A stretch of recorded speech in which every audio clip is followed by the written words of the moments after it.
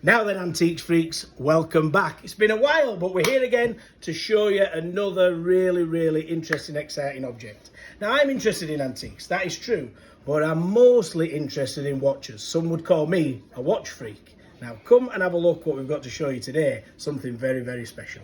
Come down here.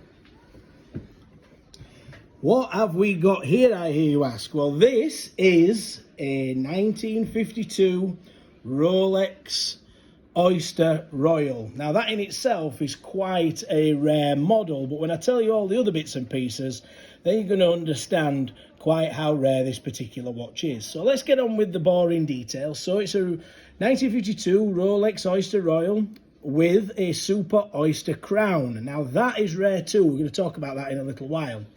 It's a mechanical movement, so you wind it up, as was the tradition, on the side, and it comes in a 32mm case with a stainless steel oyster bracelet. Now, sometimes in this shop, this job, it's more of a pleasure than work actually should be, and this is one of them times, so I'm really happy to talk you through all of the features of this particular item.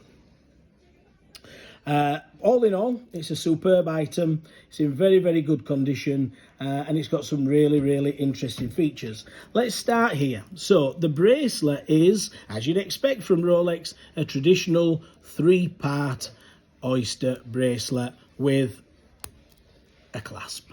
So you'd expect that from Rolex. Okay. However, a lot of these have been replaced over time, and mostly they get replaced with a leather strap. As far as I am aware, this is the original strap for this particular watch. That's a rarity within itself. Secondly, another rare oddity is that if you can just zoom in on the crown there, you'll see that that crown is labelled Super Oyster. Why is it labelled Super Oyster? The reason is because it's super. Why is it super? The design of this one was introduced in 1951 by Rolex, and it only lasted in production until 1953.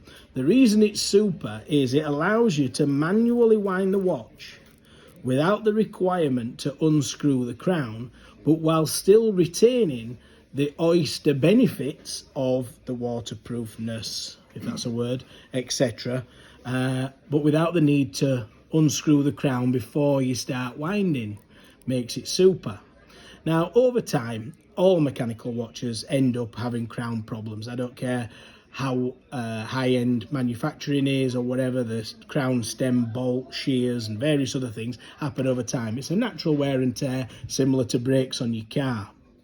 And when this particular style of watch has had crown issues, they're invariably replaced by a screw-down crown, and this lovely original part of the item is lost, and it's lost forever, never to be replaced.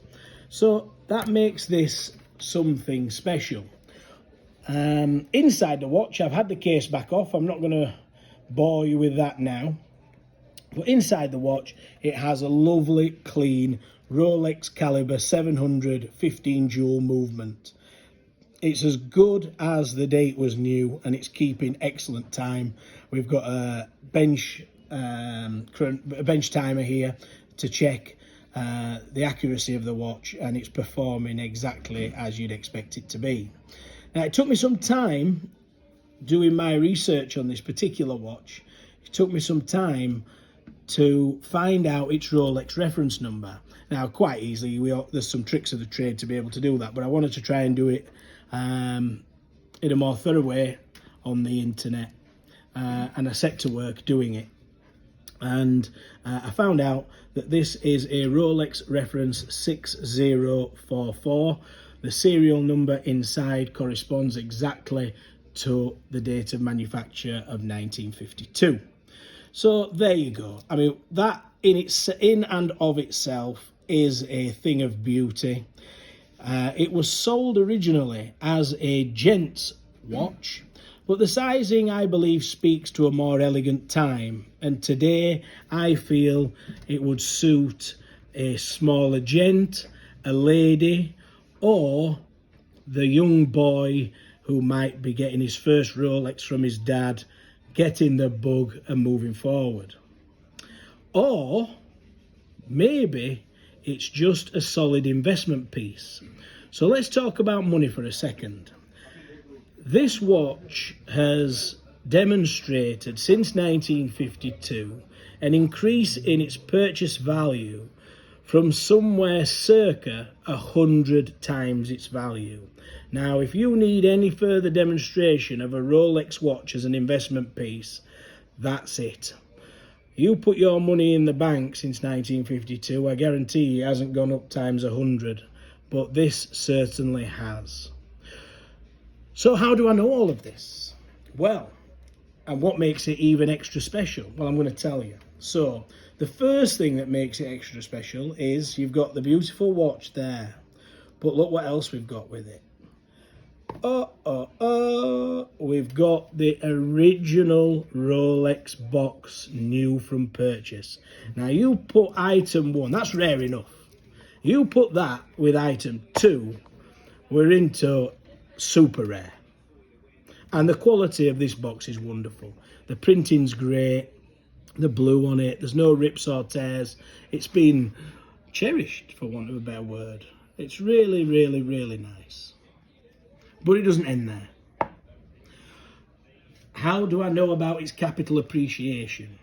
And the reason is, here we have the original purchase receipt from the Rolex franchisees in Darlington, showing the date, the 13th of September 1952, showing branch number 5, which is the Darlington branch of Collingwoods, showing Gents Rolex Oyster watch, and showing the price.